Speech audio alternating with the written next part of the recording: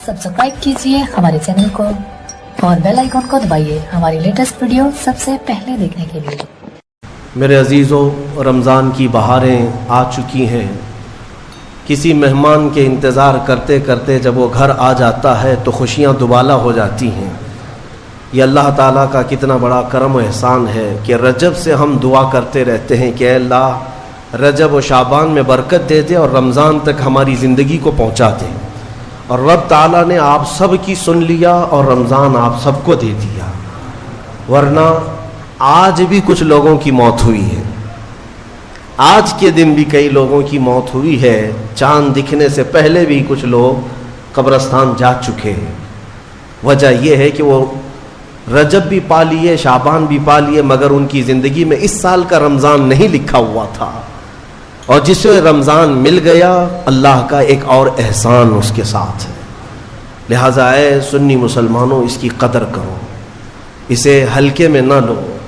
रमज़ान मुबारक जैसे आ जाता है तो अल्लाह ताला सब रिज़्क़ के दरवाज़े खोल देता है और तुम्हारे लिए इतने इंतज़ामात उसने कर रखे हैं कि शयातीन छेड़छाड़ के लिए तुम्हारे साथ ना रहें, उनको बंद कर दिया गया कि तुम खालिस अल्लाह की इबादत करते रहो, कोई शैतान तुम्हें परेशान न करे। इसीलिए तो कैद करके रखा गया शैतानों को। जब तक ईद का चांद नजर नहीं आएगा कोई शैतान नहीं उतरेगा।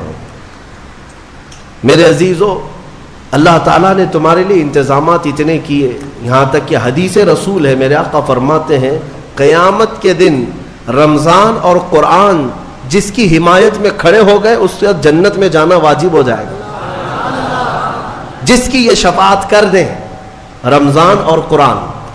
और साथ में मेरे आका सल्लल्लाहु अलैहि वसल्लम ने यह भी फरमाया, याद रखो रमज़ान और कुरान जिसके खिलाफ खड़े हो गए तो फिर उसको दोज़ख में जाना वाजिब हो जाएगा।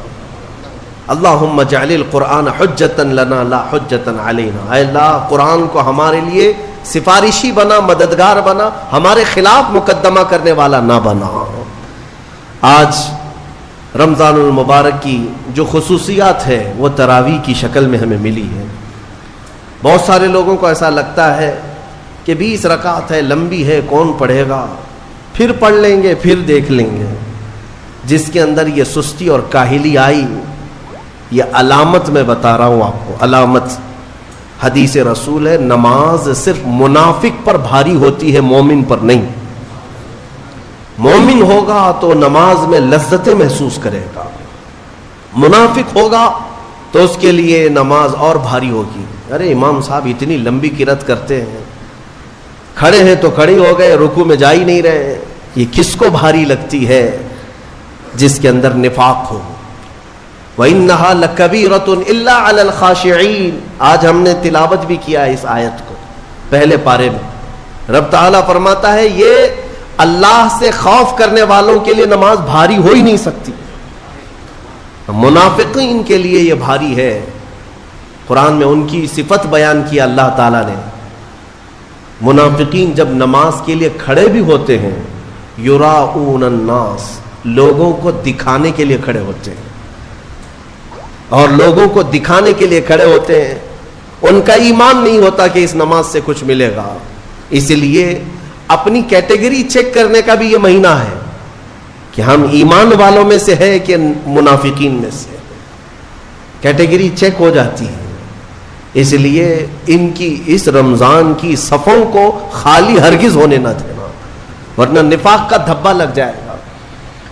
बहरहाल हम मामूल के मुताबिक तफसीर कुरान को, जैसे हर साल मेरी आदत है, मैं कुरान जो तिलावत करता हूँ उसके कुछ गोशे आप तक रखने की कोशिश करता हूँ। सूरह फातिहा के बाद पहली सूरह कुरान में सूरह बकरा है। सूरह बकरा सबसे बड़ी सूरह है कुरान पाक में, तकरीबन 2.5 पारे पर मुश्तमिल है, 280 के करीब आयात हैं। और सूरह बकरा की बड़ी बरकतें भी हैं। एक रिवायत में मिलता है कि पूरे कुरान का जो कुछ भी मजमून है अल्लाह ने वो सब सूरह बकरा में बयान कर दिया। पूरे कुरान में जो कुछ भी है वो सूरह बकरा में, और जो सूरह बकरा में है वो सूरह फातिहा में, पूरा सूरह फातिहा में है। और इसी को मौला कायनात अली मुर्तज़ा ने फरमाया कि अगर मैं सूरह फातिहा की तफसीर लिखने बैठ जाऊं تو 70 اونٹوں کو بوجھل کر سکتا ہوں. کیوں؟ اس لیے کہ سورہ فاتحہ ہی قرآن کا نچوڑ ہے، قرآن کا خلاصہ ہے. ایک اہم آیت اس میں آئی ہے. میں تفسیر سننے کے پہلے آداب بھی بتا دوں آپ. قرآن پڑھنے کے بھی آداب اور تفسیر سننے کے بھی آداب. ظاہر سی بات ہے کچھ آداب وہ ہیں جو ظاہر سے تعلق رکھتے ہیں. وضو سے ہونا چاہیے نماز قرآن پڑھنے کے لیے. لا یمسہ الا المطہرون، اس کو صرف اور صرف پاکیزہ لوگ چھوئیں گے. کس کو؟ قرآن پاک کو. تلاوت کرنے کے لیے وضو شرط ہے یا نہیں؟ چھونے کے لیے سب کو پتا ہے. ادب یہی ہے، ظاہری ادب یہ ہے کہ پاک رہے، جنوبی نہ رہے، حیض و نفاس والی عورت نہ رہے. قرآن پاک کے لیے یہ ظاہری آداب ہوئے. کچھ باطنی آداب بھی ہیں. قرآن پڑھنے کے لیے کچھ باطنی آداب بھی ہیں. تم 10 بار نہا لو، 10 بار وضو کر لو، قرآن کو ظاہری آداب کے اعتبار سے چھو تو سکتے ہو. باطنی آداب میں سب سے پہلی شرط یہ ہے قرآن پڑھنا ہو یا سننا ہو تو عشق مصطفیٰ ہونا چاہیے. ہاں، بغیر حب مصطفیٰ کے اگر قرآن پڑھے گا تو پھر گمراہی کی طرف بھی جا سکتا ہے. قرآن تو قرآن ہے. حدیث رسول کے بارے میں کہا گیا بخاری شریف کے بارے میں کہ بے عشق مصطفیٰ پڑھتے ہیں جو بخاری. سنا ہے نا آپ نے؟ بے عشق مصطفیٰ جو پڑھتے ہیں بخاری. آتا ہے بخار، ان کو آتی نہیں بخاری. بخار آ جائے گا لیکن بخاری نہیں آئی. جب بخاری کے لیے عشق مصطفیٰ ضروری ہے تو پھر قرآن کے لیے کتنا ہے. اس لیے سب سے پہلی چیز میں آپ کو یہ بتا دوں، قرآن پڑھنا ہے یا سننا ہے، عشق مصطفیٰ شرط ہے. شرط ہے. محمد کی محبت دین حق کی شرط اول ہے. اسی میں ہو اگر خامی تو سب کچھ نامکمل ہے. قرآن کی ایک آیت سنا ہوگا نا آپ نے، لقد جاءکم من اللہ نور، قد جاءکم من اللہ نور و کتاب مبین. مشہور آیت ہے. اللہ فرماتا ہے بے شک اللہ کی طرف سے ایک روشن کتاب، قد جاءکم من اللہ نور و کتاب مبین. بے شک اللہ کی طرف سے ایک نور آیا اور ایک روشن کتاب. ایک نور آیا اور ایک روشن کتاب. توجہ چاہتا ہوں، کیا چیزیں آئی اللہ کی طرف سے؟ ایک نور آیا اور ایک روشن کتاب. نور کون ہے سنیوں کو سمجھانے کی ضرورت نہیں. دوسرے لوگ تعویل کرتے ہیں نور سے مراد وہ ہے، نور سے مراد یہ ہے. ہم تو کہتے ہیں صبح طیبہ میں بٹتا باڑا، صدقہ لینے نور کا آیا ہے تارا. ارے ہمارا مزاج تو یہ ہے، بریلی کے امام نے ہمیں یہ سمجھایا ہے، وہی تو جوبن ٹپک رہا ہے، وہی تو جوبن ٹپک رہا ہے، وہی تو اب تک چھلک رہا ہے. نہانے میں جو گرا تھا پانی کٹورے تاروں نے بھر لیے تھے. یعنی یہ ستاروں کی جو چمک ہے نا، تم کیا سمجھتے ہو؟ سائنٹیفک اعتبار سے کہتے ہیں کہ سورج کی روشنی کھینچ کر رات کو تارے چمکتے ہیں. ہم نے سوال کیا پھر سورج کس کی روشنی کھینچتا ہے؟ سورج کس کی روشنی کھینچتا ہے؟ وہ روشنی سمجھنے کے لیے بریلی کے امام کی زبان میں پڑھنا پڑے گا. سورج ہو کہ چاند ہو. اعلیٰ حضرت فرماتے ہیں کہ اتار کر ان کے رخ کا صدقہ، اتار کر ان کے رخ کا صدقہ، وہ بٹ رہا تھا نور کا باڑا. اچھل اچھل کر جبی، یہ چاند سورج اچھل اچھل کر جبی کی خیرات مانگتے تھے.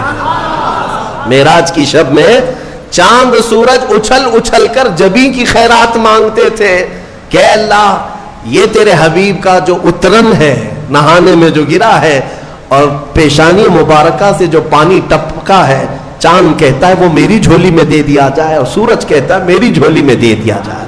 جو بات میں عرض کر رہا ہوں وہ یہ ہے کہ قرآن میں اللہ نے کیا فرمایا؟ بے شک اللہ کی طرف سے تمہارے پاس کیا آیا؟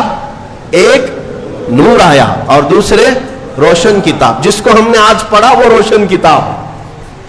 تراویح میں جو پڑھا وہ کون سی کتاب ہے؟ روشن کتاب. روشن ہی ہے حقیقت میں، جو پڑھتا ہے وہ بھی روشن ہوتا. روشن کتاب آئی اور ایک نور آیا. دونوں کا کیا کمبینیشن ہے؟ دونوں کا کیا تعلق ہے؟ اللہ کی طرف سے ایک نور آیا اور ایک روشن کتاب. یہاں اگر ایسا ہوتا کہ بے شک اللہ کی طرف سے کتاب آئی اور ایک نور آیا، نہیں، اللہ کی طرف سے ایک نور آیا پھر روشن کتاب. پتہ یہ چلا لائٹ سب بند کر دیں اور کتاب کھولیں، کیا پڑھ پاؤ گے؟ پڑھ پاؤ گے؟ ساری لائٹ میں بند کرتا ہوں اور تمہارے سامنے کتاب رکھتا ہوں، پڑھو، کچھ نہیں پڑھ پاؤ گے۔ ادھر سے ادھر انگلیاں پھیر سکتے ہو، پڑھنے کے لیے روشنی ہونا یہ ضروری ہے، بغیر روشنی کے کتاب نہیں پڑھی جا سکتی۔ اسی لیے آیت میں اللہ نے فرمایا بے شک اللہ کی طرف سے پہلے کیا آیا؟ نور آیا، پھر کیا آئی؟ روشن کتاب۔ اب اس روشن کتاب کے لیے یہ کرنٹ والی لائٹ نہیں، نور مصطفیٰ کی روشنی ضروری ہے۔ جب نور مصطفیٰ میں پڑھو گے تو اس کتاب سے ہدایت بھی پاؤ گے۔ الحمدللہ اہل سنت و جماعت کے حصے میں وہ ہدایت آئی کہ ہم عشق مصطفیٰ کی زبان میں قرآن پڑھتے ہیں، الحمدللہ۔